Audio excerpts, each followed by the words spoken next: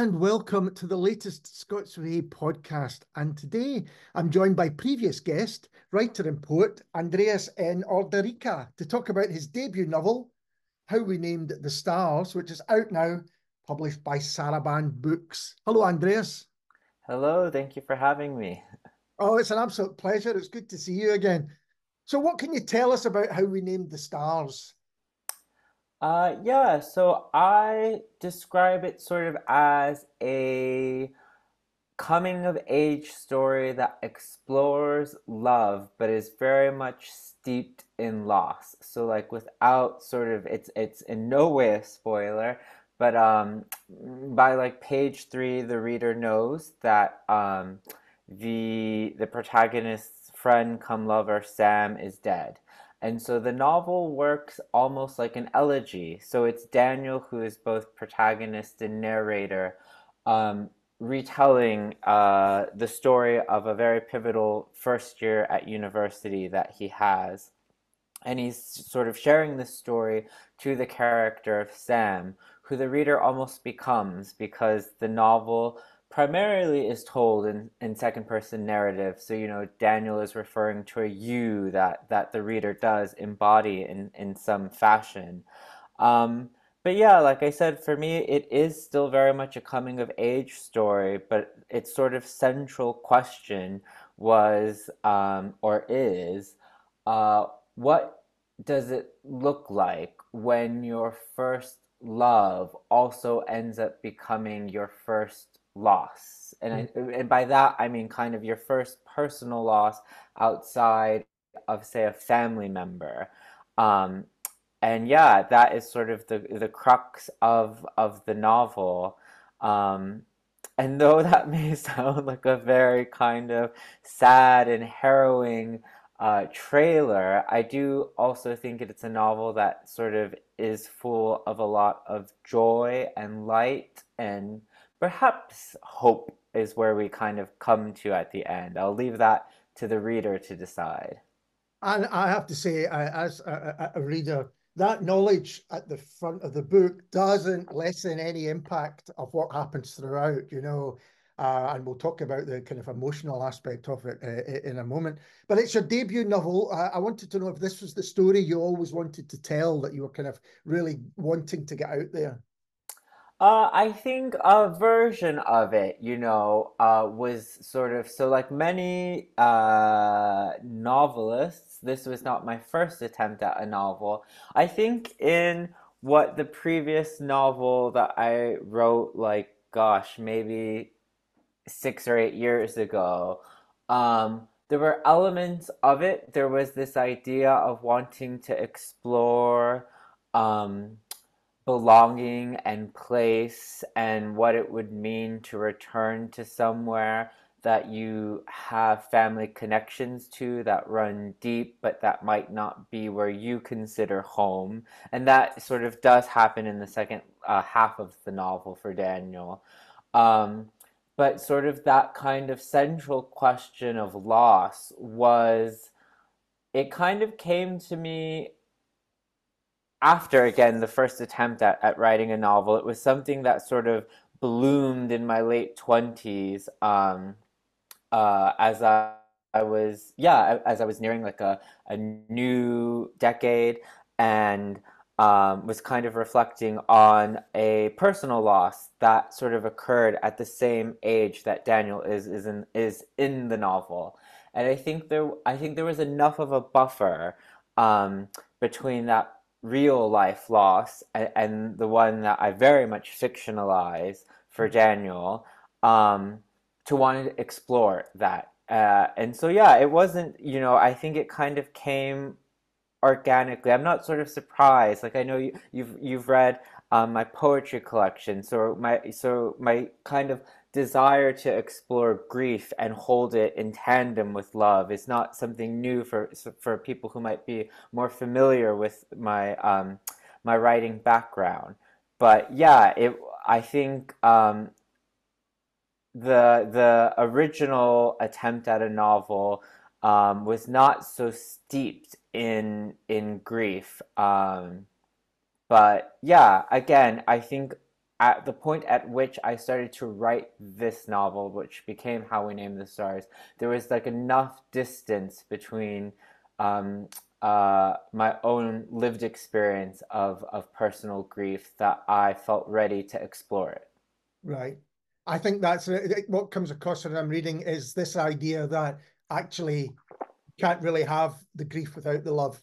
You know, Yeah. that connection is absolutely kind of central. And let's talk a little bit about the central characters of Daniel and Sam, because if ever there was a case of opposites attract, it seems that, Mhm. this is a great example of them. Talk about writing those two. Yeah, I mean, for me, I was really yeah, so I'll start with Dan. Daniel is a character who very much comes to university with this kind of laundry list of facets of the self that he wants to tease out. But he is very much, I would say, at the beginning, a watcher and less of a doer. Which works in many ways in the sort of group that he finds himself in, because they are, although peers and very much the same age, he happens upon a friendship group of people who are a little more confident, a little more assured in themselves, and they kind of take him under his wing or their wings. Um, and then, just by very random happenstance or sort of accommodation lottery, he is uh, roomed with Sam. Sam, who becomes his roommate, or is his roommate. And Sam is, although they're both, they go to university on the East Coast in upstate New York. They're both originally from California, but Daniel is from the north, and Sam is from the sunny south, near the coast. And he kind of embodies this idea of like the Californian surfer. He's very much an athlete. Um, he is, in many ways, this kind of golden child, and on paper, he sort of presents as this kind of amalgamation of all of, and Daniel says so himself, of the boys who used to haunt him in high school, in the hallways of high school. But very quickly, Daniel learns that although Sam looks like all of these different types of stereotypes, he has this deep kindness that is immediately sort of shared with Daniel, and that kind of perplexes him from their day one of meeting. He is a very generous soul, and what sort of happens in the beginning few months of the story, which again takes place over the course of a year, is sort of Sam's relation to Daniel is about helping Daniel feel settled, because all of this newness is something that really overwhelms him. He's not from a family of university graduates. He's the first one in his family to go to university. He comes from an immigrant family. He's a first generation American. And so he kind of gets stuck at the beginning of the novel trying to get through that sort of ambitious list of things he's going to do to figure out who he is, and how he makes sense in this new sort of venture in life. But for me, this kind of, I don't know, yeah, I mean, are they opposites or are they not? I think they both are inherently kind people. I Yeah. think I toy with this idea of opposites attract, but then, I think my aim was to kind of assert these notions. And again, a lot of that sort of comes through in Sam's kindness and his patience with Daniel. Um, and I think if there's any kind of trope, especially in terms of like love story or romance that I play with, I think it's that friends to lovers journey. Yeah. Um, but I like to think I don't make it necessarily easy on either of them, and that ultimately comes from the fact that Daniel is just a hopeless overthinker. So he's constantly questioning, and maybe for the reader as they go on, they're kind of wanting to shake the book and sort of yell at Daniel to like, "Oh my gosh, you could have had so much more time had you just sort of picked up on things a lot sooner." I think there's a few really interesting things there. I guess when I talk about opposites attract, it's a surface level thing. It's a kind of initial impression, isn't it? Mm, It includes Daniel's initial impressions yeah. too about what this person's going to be. And as you say, as they become friends, they become closer, and then you see there is actually much more in common there. And that I know what you mean about, kind of get a move on and know this, but that I think a lot of people will empathize with that overthinking and not wanting to, and maybe even it's linked to, as you say, Daniel's previous experiences with Sam like boys when he was at school to say, do I go, follow what I'm, am I reading this correctly? I think I am, but I'm not sure. And I think that's so identifiable for readers. It certainly was for me anyway. Yeah, definitely. And I think, I sometimes get asked about the novel of like the world in which I set it in, which I think is maybe like somewhere more akin to like Schitt's Creek and Heartstoppers, but isn't sort of like it's not seamless. It's not without sort of danger or violence. But for me, I think it was really important to allow a kind of generosity for their relationship that goes on to be explored. But there is still that danger that exists. And so it makes sense, I think, for why Daniel is so cautious Absolutely. because he he just needs to be 100% sure. And of course, 18 is so young and you're trying to make sense of the world and the self and as a queer person to put yourself out on the line can feel very dangerous, rightfully so, even though this person who you feel these intense feelings for is nothing but kind to you. There is still this fear that Daniel does bring up again and again of like, even if I'm not misreading it, like, will this be the undoing of our friendship? And like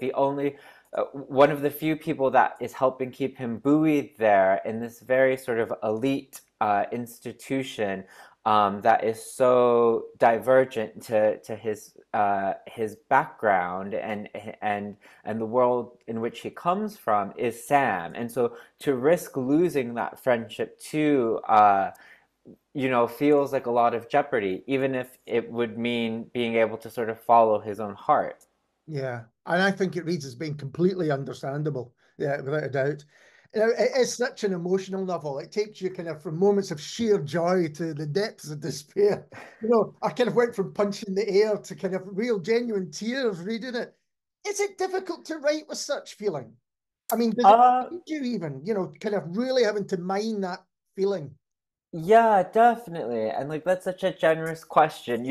I think I'm someone who's very emotional. I'm not really into like horoscopes or astrology, but I know I'm a Cancer, and I know that Cancer signs are known for being very emotional, as are all water signs. Um, and I think I am a very emotive human being, and so it made sense to sort of explore the multifaceted emotions that come with being in love or falling in love. Um, I think for me, it was very much a balancing act because I didn't want to just um, and yeah, I'm like sort of circling back in my own thoughts. I sort of jokingly, say that it's like adjacent to something like Heartstoppers or Schitt's Creek, but it is a very harrowing novel, and I'm very aware of that.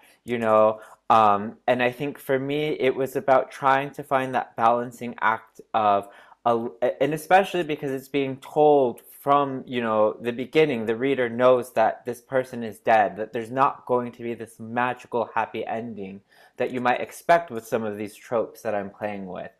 But it was important to not just stay within the grief all of the time. And a lot of that was served by the fact that these are the memories. We don't see the whole account of all 12 months that Daniel knew Sam.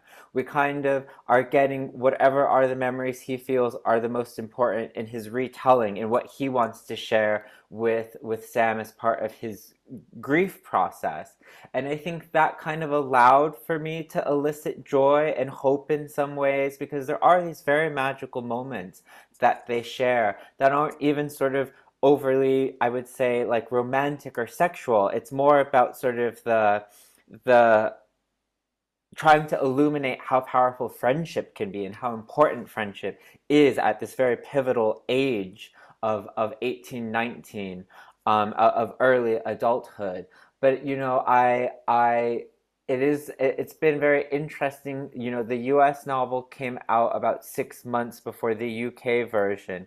And so I've had many sort of wondrous readers reach out to me over, social media, who have sort of shared their reading journey. And like you, Alistair, it is a lot of that kind of like punching the air, or like of joy and happiness and like sort of fraught tears.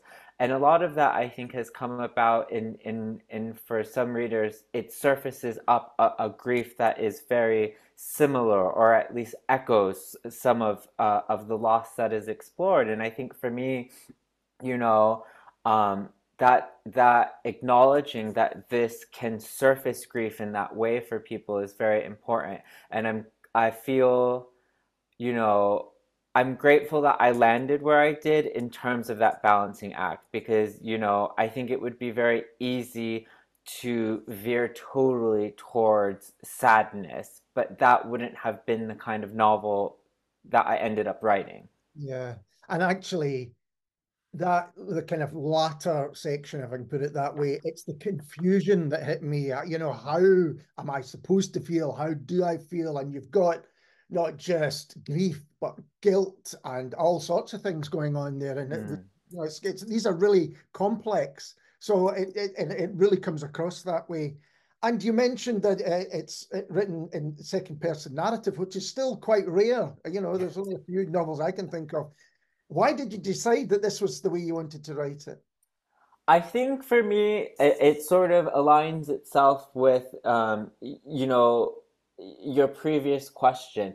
I think that, and it only sort of came about in like the final redraft I did before I signed with my agent. Or I signed with my agent and I only gave my agent the first three chapters. I was doing this huge sort of almost structural edit myself. And I said to my agent, I would happily sign with you, but I don't want you to read the previous version. I'm going, like, if this works for you, I'll send you chapters as I get through it, because I knew I had just made the decision to do the second person narrative.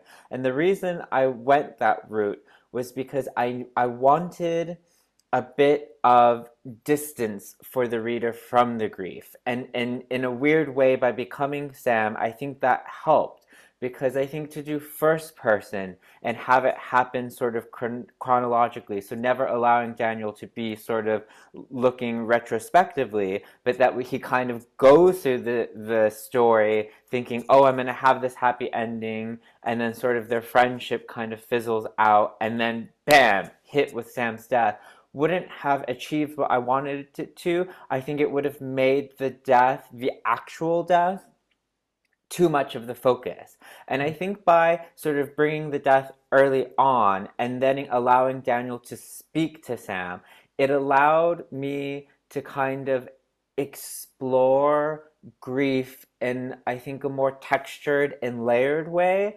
I think for many people who experience a loss, even if it's sort of shared, so say, it's siblings grieving a parent, or grandchildren grieving a grandparent, or even parents grieving a child, as individually you'll experience that loss, you'll have sort of a group, or a partnership, or some sort of community.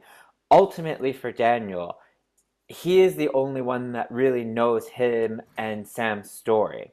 And so for me, it was just an opportunity to kind of allow Daniel to really hold on for as much longer as possible as he could to Sam by allowing him to speak directly or write directly to him. Um, and yeah, I think I I'm glad I sort of stuck with my guns on that, because it's sort of the reception by readers has been really lovely. But like you said, it's I think sort of in more contemporary novel writing, we're seeing more people sort of use that narrative device. Uh, but it doesn't sort of, yeah, there's not like this huge canon to pull from, and I think it can be a risk because some people don't want to become that character. I think it can be a lot to put onto a reader, that sort of responsibility to be the one who's being spoken to. Yeah, absolutely. I think if people aren't used to it, it can take a while to get used to it. Mm. And the other thing is to have flag up at the beginning that one of the central characters is going to die is also something which is pretty rare. I'm kind of thinking Muriel Sparks, the driver's seat, is one of the few examples I can think of. When you gave that to your agent and then to your publisher, were they happy with that? Or did they say, well, hang on a minute, are you sure you want to do this? Yeah, I think so. I think it was probably a bit of surprise to like my agent and like my US editor in terms of landing on that decision. But for me, again, and I'm glad I stuck with my guns, it was that as like in sort of thinking not of like as the novelist, but just in terms of craft and story building, I knew that I wanted to free myself as the writer by sort of giving that sort of plot device away early on, because then what it allows for is for me to come at grief in different ways. I don't sort of I've already explained what the reader is getting into. So I think by sort of showing all of the emotions that I do take both the reader and Daniel through, it just sort of availed me to that in a way that wouldn't have happened had I kept it sort of from the reader for too long, you know. Um, but I think, again, um,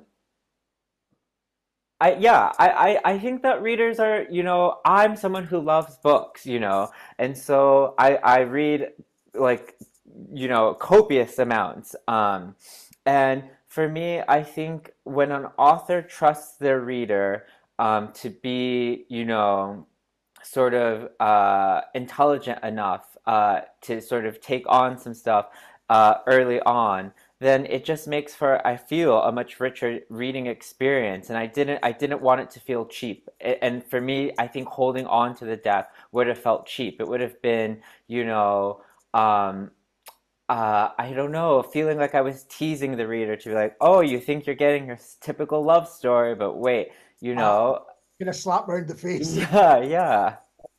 Yeah, I think that's absolutely right. And you're, as a reader, you're not kind of led by the hand. As you say, you're not tricked into thinking this is going to be this romance, and suddenly you're all right from this. This is about these themes, and I'm really going to explore them through these characters. And I think as a reader, that's exciting to get that.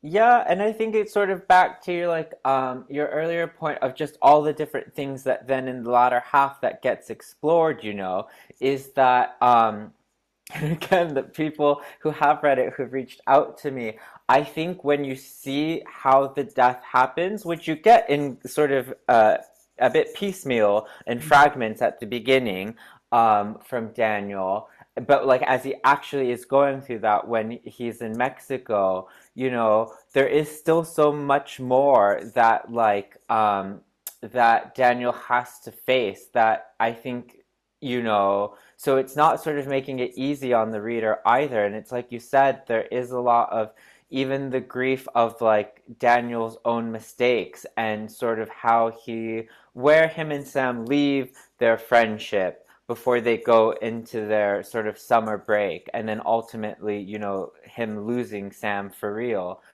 Um, I think there's still so much more um, layered sort of despair that I will put the reader through, that I think, even them knowing that the death is coming, I don't make that bit of their reading experience, I think, light in any way. Absolutely not. That's fair to say. And following on from that, and I think you kind of hinted at this earlier on, especially initially between Daniel and Sam, it's what is unsaid. It's as important, as poignant as what is said. Can you talk a bit about that? Yeah, I think Daniel just being sort of the character that he is someone that very much he loves words, he loves reading, and I think we get that very on early on. He's chosen to study literature, and he sort of alludes to ambitions of being published in future.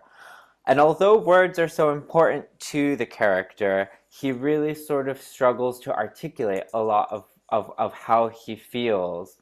Um, and I think that's often captured in the dialogue. And so because Daniel is both our protagonist and our narrator, we often hear him sort of narrate his thoughts, and especially because he's sort of retelling it to Sam, sort of narrating how he saw it or how he felt a situation.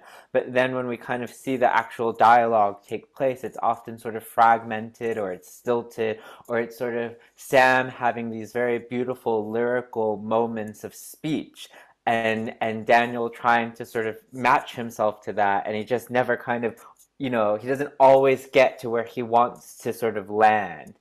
And I think that sort of um, it felt really honest to that age and to that experience of not totally being out of the closet, and especially for Daniel, for most of what we see in his relationship with Sam in the novel, he doesn't know where Sam is in terms of sexuality. And so although he starts to kind of, I think, glean more and more that there might be something there, like a spark between them both, it is still this fear and this self-doubt that kind of layers itself throughout, and then that ultimately kind of omits bits of what Daniel would like to say aloud. And so,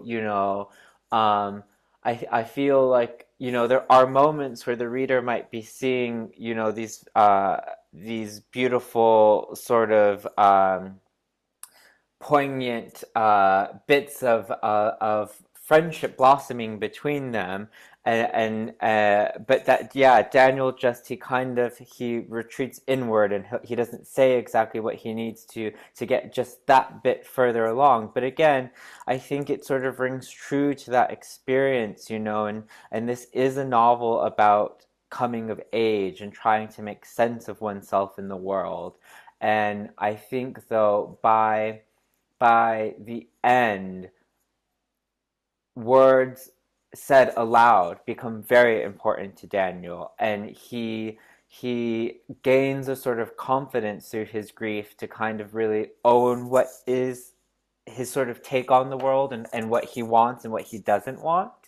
Um, but for me, yeah, I enjoyed that opportunity of exploring a character like that, and kind of really over the course of their 12 months of the story that sort of unfolds for the reader, to kind of see that evolution from someone who maybe can only get 3 or 4 words out to will in conversation with this very beautiful man that he's in love with, versus at the end when he is tasked with moving forward with his life, and um, is able to kind of articulate where he sits with his grief, and also maybe like a kind of hope that might carry him forward. Yeah. I mean, I read it as I often Daniels feels that the next action or the next movement or the next word or whatever could bring this thing kind of crumbling down around him, crashing down around him, and that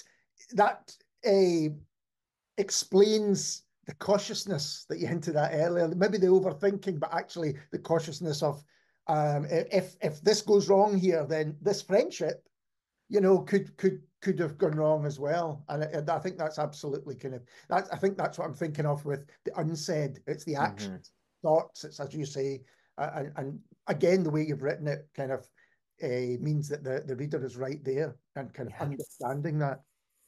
And we've spoken about Daniel and Sam, but everyone in the novel is a really fully realized character. How did you approach writing your supporting cast, if I can put it that way? Um, I wanted to create again a world in which Daniel had people to um well, one, to like support him and get him through this very transformative year, but also to kind of work as both a mirror or a foil at times, you know. I think in his friendship, especially with Rob and Mona, who are two other queer characters that he meets early on, it was about the opportunity of exploring what does queerness look like at a young age, and that how there's probably a lot of Daniels in the world who are very sort of cautious and slow in their exploration of themselves. And then you have sort of the confident Robs and Monas of the world who just know. And maybe that is uh, sort of part and parcel to their upbringing, and so it makes sense to the being of their characters.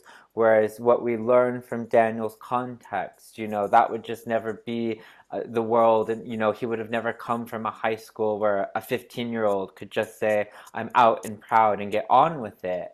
I think for me, I wanted to just really try to capture that age of, you know, first year at university. I work part time for the University of Edinburgh, and so whilst working through a lot of the edits on this novel, I think I really benefited from being around university students and being able to sort of capture that energy, that essence, if you will, and in even just sort of conversations that you hear, not even like trying to like eavesdrop, or I'm not one of those writers who's like, oh, I'm gonna steal this line, but like you're waiting, you know, for a coffee at the library, um, and you just hear like these just really, I think, beautiful examples of what it is to be like 18, 19, where you may have people saying very sort of asinine things to each other, but then they might admit like, I'm sort of struggling this week, you know, or this person I'm dating, I thought it was going to turn to something, it's not. And like, you know, in stolen moments whilst also waiting for like their sandwich or their tea, you know, they're trying to give each other kind of really important, really astute advice. And so for me, sort of this kind of secondary, tertiary band of characters was like an opportunity to show the highs and lows of trying to make sense in the world. And then as we get to Mexico, you know, and it's more about sort of exploring family. I think the opportunity of having, especially Daniel, to sort of have lots of deep, intimate moments with his grandfather was just an opportunity to again to explore another facet of himself, of his culture, of his family, of what it means to be a man in the world.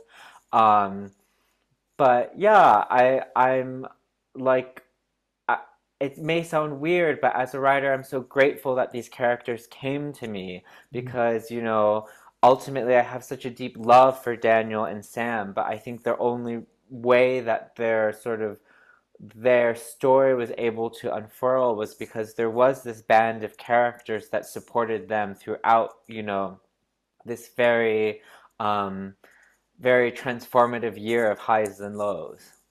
I mean, you mentioned this word earlier on, and it struck me with most of the secondary characters is kindness. From Sam's parents, Robin Mona, Daniel's grandfather, you know, they really are understanding and kind to Daniel and what he's going through. Even, you know, latterly when what he's going through is pretty brutal.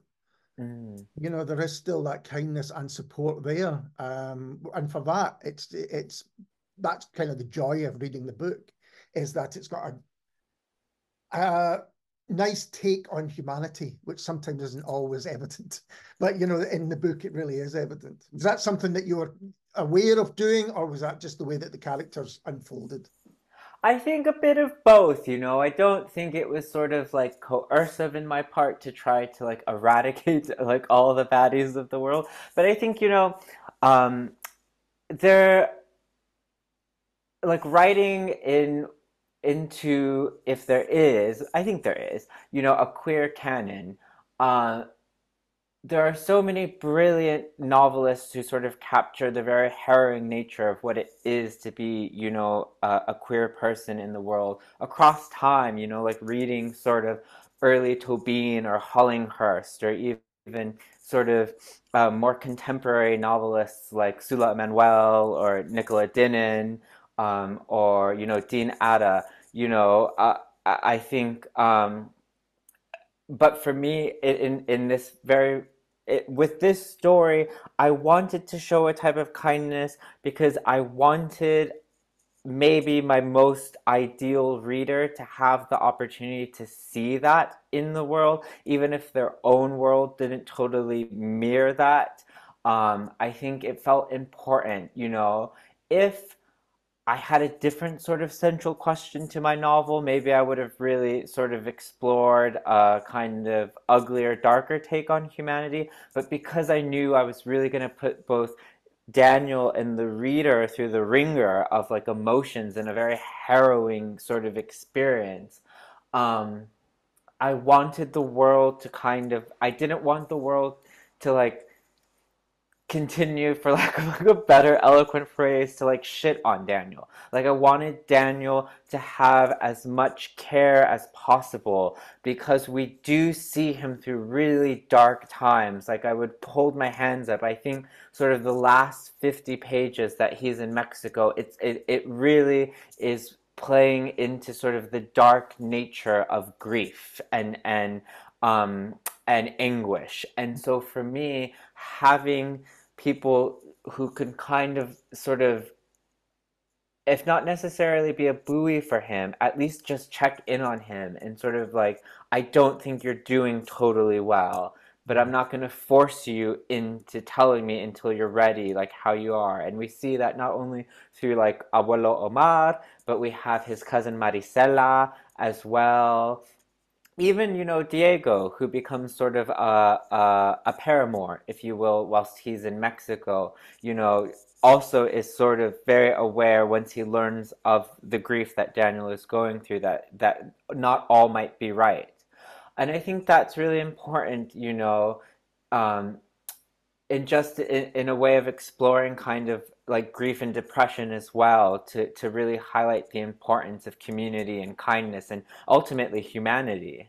Yeah, and all of that really kind of comes across.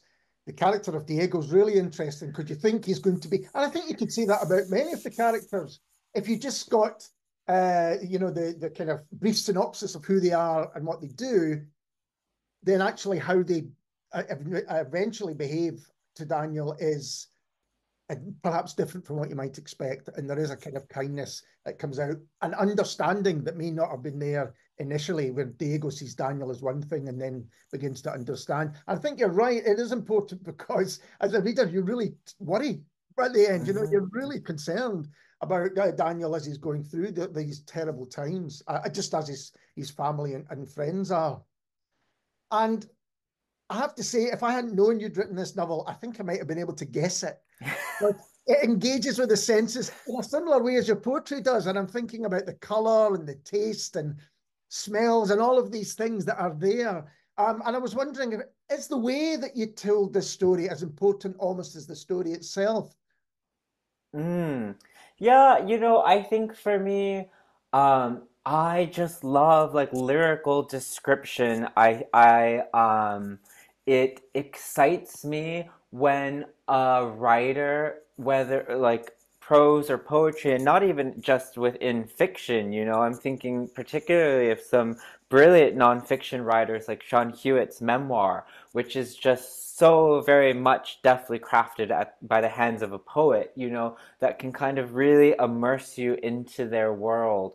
For me, because it is a novel that is so set in place and very divergent places, both upstate New York and the north of Mexico, like really adding that texture and that color, that flora and fauna. I really, because not many readers will be familiar with either, Ithaca, New York, or Chihuahua in Mexico. And so for me, I wanted the reader to be so immersed because it felt also very true to Daniel. Daniel is a very observant character, um, literally making observations of the world around him is so important to his being. So it would just make sense that in his narration, in his even what he's choosing to retell Sam, that not only would is like sort of their shared moments of conversation or intimacy important, but vitally so is like what was going on in the different seasons. Um, and for me, I think it is just kind of become something that is very inherent to my writerly practice. I'm currently working on novel number two, and I think, yeah, I have like a vested interest in that kind of descriptive language. I don't, I wouldn't know how to write any other way. I sometimes joke with my agent that like I would like to sort of try my hand at like a Ali Smith style of writing. Again, someone who's very descriptive, but like who's able to be confident enough to just be very economical in language and just take, and what is you're left with is just these very brilliant moments. I think for me right now, I'm just interested in um, yeah, particularly with like sort of queer characters, what is it to allow them to tell you how they see the world? And is that what, does that align with sort of your traditional protagonists from like the literary canon or not? And I think there's a heritage of kind of that very descriptive um, uh, language that steeps itself in ecologies, but I'm just sort of, yeah, I'm kind of very interested in doing that from a queer lens.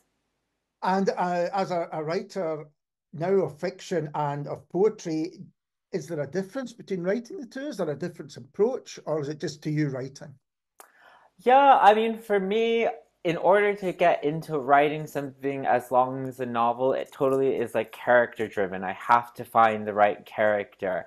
I'm very lucky that for my debut, Daniel and Sam sort of came to me, because in what I struggled with that first, like that previous attempt at a novel was I didn't really have a character that I was latching on to.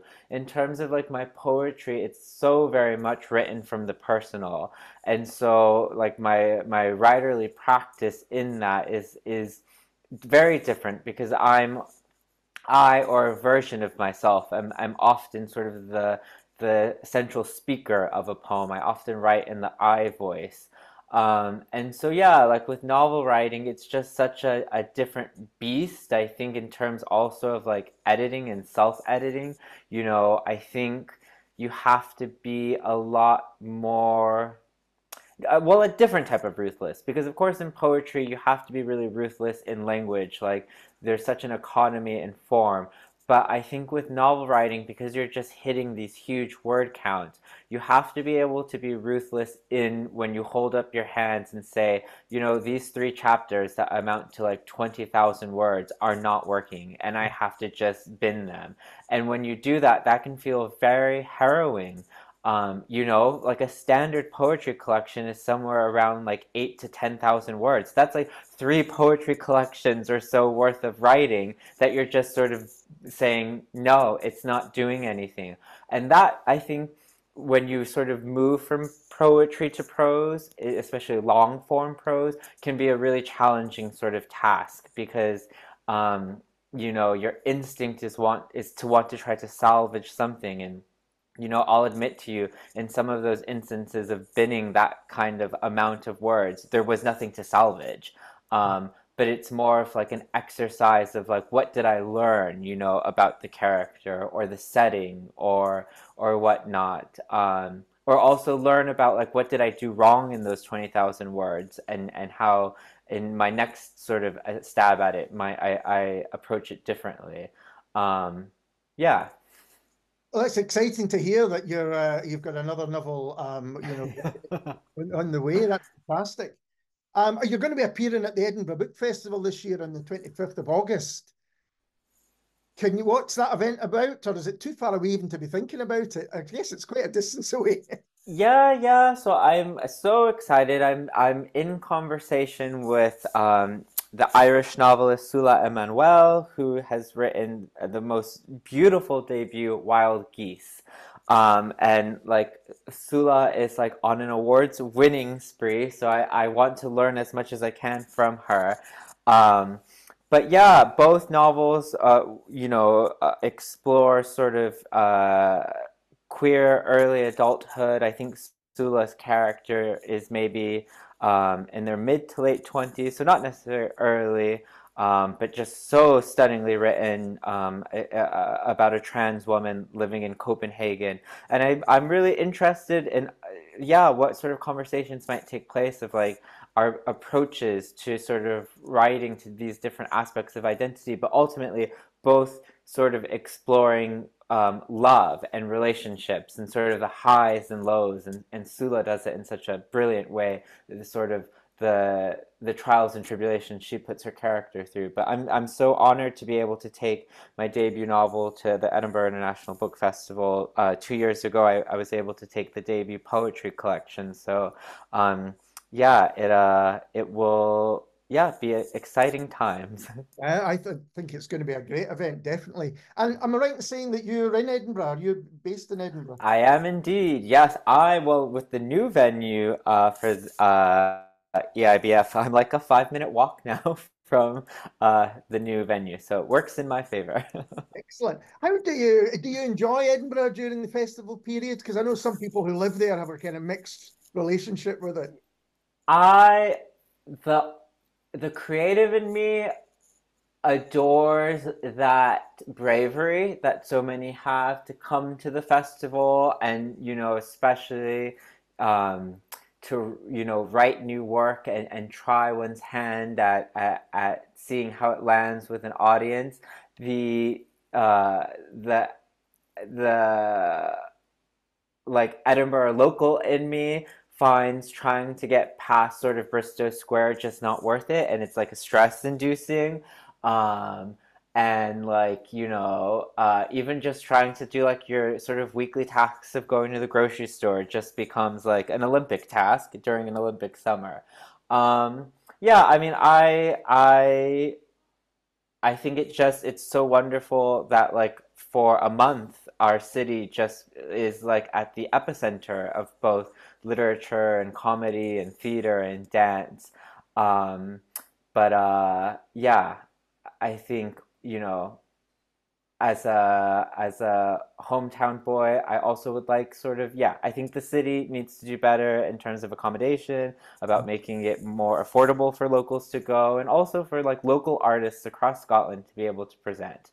But that doesn't sort of diminish my respect for the festival. Um, Maybe I just need to get up earlier to go grocery shopping. Set your alarm for earlier. I do understand. That's a very good answer. Andreas, thank you so much for taking the time to talk to me. I think How We Named the Stars is a wonderful novel, a really special novel. So I hope it has huge success. Oh, thank you so much. And we'll be back soon with someone completely different. Cheers.